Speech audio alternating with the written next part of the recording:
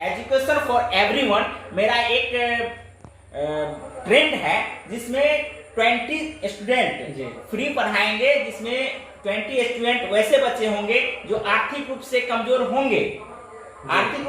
होंगे लेकिन मानसिक रूप से तेज हो। उनके लिए नेतरहाट नवोदय जैसी सुविधाएं फ्री में हम यहाँ टीचर्स रख करके उसको पढ़वाएंगे और उनको हम अपने तरफ से ऐसे तकनीकी सिखाएंगे जो बच्चे अब तक वंचित हैं। हम गांव में जाकर के उन बच्चों को ढूंढेंगे और बच्चों। नमस्कार, मैं अब्दुल कुद्दूस, आप देख रहे हैं MK सोशल न्यूज़ 24। मैं अभी मधुबनी सेंट पॉल्स स्कूल के पास हूँ, जो मधुबनी शहर से 2 किलोमीटर उत्तर हरिनगर गांव में पड़ता है। अभी आप देख रहे हैं जिनका डायरेक्टर है राम सुंदर सर जो MA और STT क्वालिफाइड टीचर है। उन्होंने इस गांव में शिक्षा का ज्योति जगाने के लिए एक स्कूल का उद्घाटन किए हैं, जिसमें बच्चे को खेलने कूदने के लिए झूले का व्यवस्था किया गया है, जिसे लॉकडाउन की वजह से निकाल के रख दिया गया है रूम में। और ये इसमें बच्चे लोग क्रिकेट खेलते हैं। जो सुविधा इन्होंने दिए हैं इस ग्रामीण को, वो बहुत ही अच्छी सुविधा है शिक्षा के क्षेत्र में। और बच्चे, क्योंकि शिक्षा ही देश की उन्नति है, किसी भी समाज का उन्नति किस चीज़ से होती है? शिक्षा से। अगर शिक्षा बेहतर रहेगा तो उस समाज का उन्नति होता है, उसके देश की उन्नति होती है। तो आप आएंगे सर,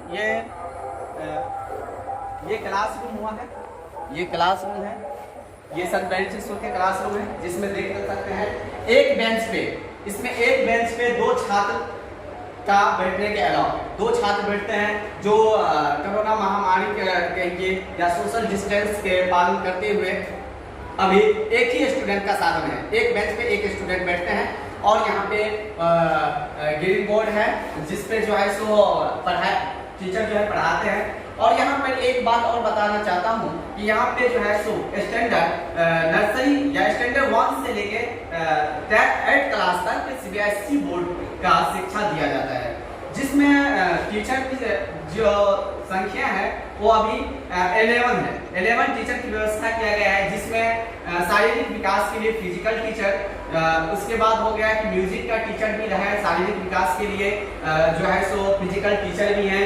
उसके बाद जो है योगा टीचर हैं। उसके बाद जो है सो जो सब्जेक्ट होते हैं उसका अलग अलग टीचर की व्यवस्था किया गया है। इतना ही नहीं, यहाँ पे कुछ ऐसे टीचर हैं, उस 11 टीचर में जो आएंगे सर, ये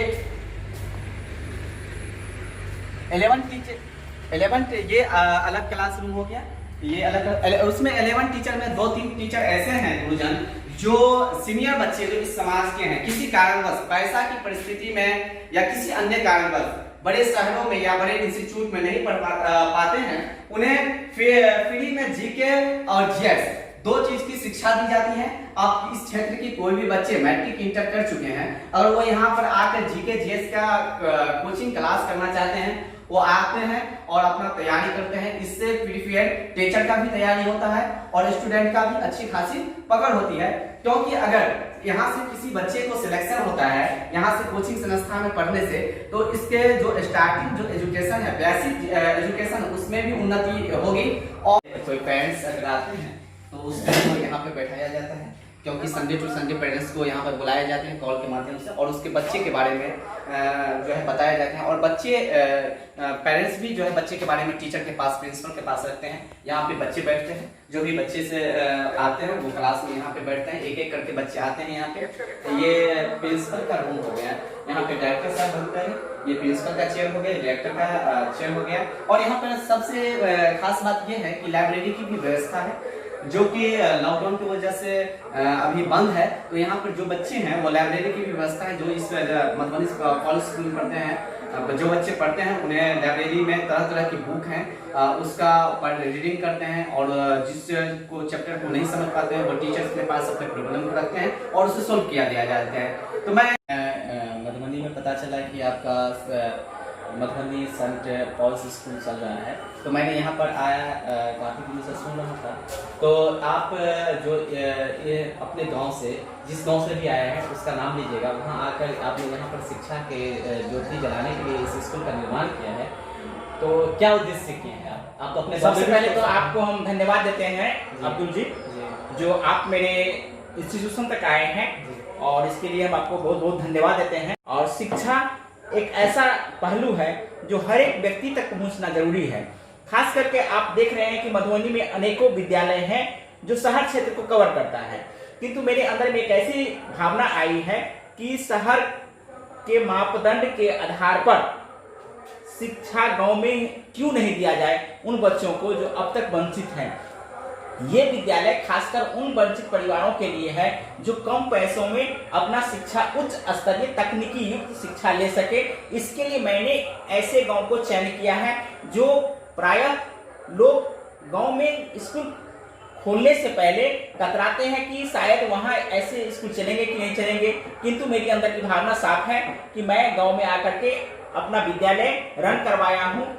इसके पीछे एक ही उद्देश्य है कि जो गरीब तबके के बच्चे हैं जो अभी भी शिक्षा से वंचित हो रहे हैं, कहीं न कहीं उसके पीछे एक आर्थिक मजबूरी है और उस आर्थिक मजबूरी को हम कम किए हैं दूरी के माध्यम से। जैसे मैं मधुबनी जाना है उनको, तो मधुबनी में जाकर के अपने गांव में ही बच्चे शिक्षा लेंगे तो उनको आर्थिक जो बोझ था वो कम होगा। दूसरी बात है कि शिक्षा के प्रति मेरा लगाव है और मैं अपने गांव जो झंझारपुर ब्लॉक में है वहां से चलकर यहाँ इसलिए इसको जी आप सबसे गांव का नाम बताएंगे? जी मेरे गांव का नाम है बनौर है जो झंझारपुर प्रखंड के अंतर्गत संतनगर पंचायत में है और मैं वहां से आकर के यहाँ खुला हूँ। मेरी वाइफ यहाँ के डायरेक्टर है मिस किरण और वो लगातार इस क्षेत्र में अपना योगदान दे रही है।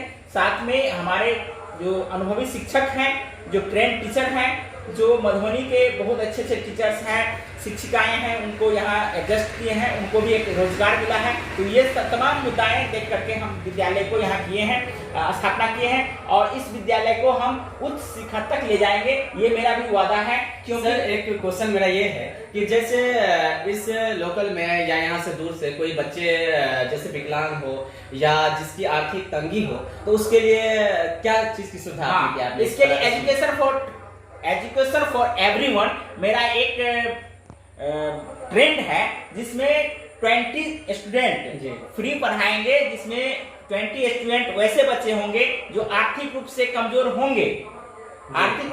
होंगे लेकिन मानसिक रूप से तेज हो। उनके लिए नेतरहाट नवोदय जैसी सुविधाएं फ्री में हम यहाँ टीचर्स रख करके उसको पढ़वाएंगे और उनको हम अपने तरफ से ऐसे तकनीकी सिखाएंगे जो बच्चे अब तक वंचित हैं। हम गांव में जाकर के उन बच्चों को ढूंढेंगे और बच्चों को लाएंगे, यहाँ रखेंगे, आवासीय रखेंगे। साथ में उन बच्चों को भी हम यहाँ सुविधा देंगे जो गांव में नहीं रहना चाहते हैं, यहाँ आकर के पढ़ना चाहते हैं। कम खर्च पर इस विद्यालय के माध्यम से उन्हें पूर्ण शिक्षा और उत्तम शिक्षा दी जा सकती है जो तकनीकी युक्त होगा। हम तमाम तकनीकी यहाँ लगाना चाह रहे हैं और सारे तकनीकी आप लगा ही रहे थे। अचानक लॉकडाउन हो गई, इसलिए 10 दिन के अंदर में हमें स्कूल को रोकना। अभी के समय में ये देखा गया है कि डिजिटल इंडिया के तहत कि हर एक इंस्टीट्यूट में बच्चे जो है इच्छुक होते हैं और बच्चे चाहते हैं कि मुझे कंप्यूटर पे हाथ दिया जाए और मैं कंप्यूटर का भी नॉलेज प्राप्त करूं, जिसके लिए आप क्या अपने इंस्टीट्यूट में कंप्यूटर लगाए हैं या लगाएंगे? नहीं, पूरा व्यवस्था है कंप्यूटर लगाने। कंप्यूटर कक्ष भी में तैयार हो रहा है, आप उस साइड देखे होंगे, उधर कंप्यूटर कक्ष है, लाइब्रेरी 2 वहाँ बनने वाला है जहाँ हम पूर्ण तकनीकी युक्त कंप्यूटराइज होगा। और इवेंट हमारा अगला जो 3 साल का जो मेरा प्रोग्राम है उसमें हम जो डिजिटल यहाँ बोर्ड लगाएंगे जिसके माध्यम से बच्चों को हम पढ़ाएंगे। ये मेरा भी मिशन है और इस पर हम काम कर रहे हैं। धन्यवाद, बहुत बहुत धन्यवाद। मधुबनी संत पॉल्स स्कूल के डायरेक्टर राम सुंदर सर थे जो झंझारपुर ब्लॉक के संतनगर पंचायत के बनौर गांव के निवासी हैं। इन्होंने अपने गांव में भी अंबेडकर संस्थान नाम के शिक्षक संस्थान नाम के संस्था चला रहे हैं काफी दिनों से। उधर वहां भी इन्होंने शिक्षा की ज्योति जलाए हैं और इन्होंने मधुबनी में के उत्तर साइड में 2 किलोमीटर एक गांव है हरिनगर, वहां पर आकर इन्होंने एक स्कूल का उद्घाटन किया जिसका नाम रखा मधुबनी पॉल्स संत पॉल्स स्कूल, जो जिसमें बहुत ही अच्छी शिक्षा की व्यवस्था है। जिनको के बारे में आपने जाने, आप लोग इसी तरह हमारे MK सोशल न्यूज को देखते रहिए और वीडियो को सब्सक्राइब और शेयर करते रहिए। धन्यवाद राम सुंदर सर। धन्यवाद।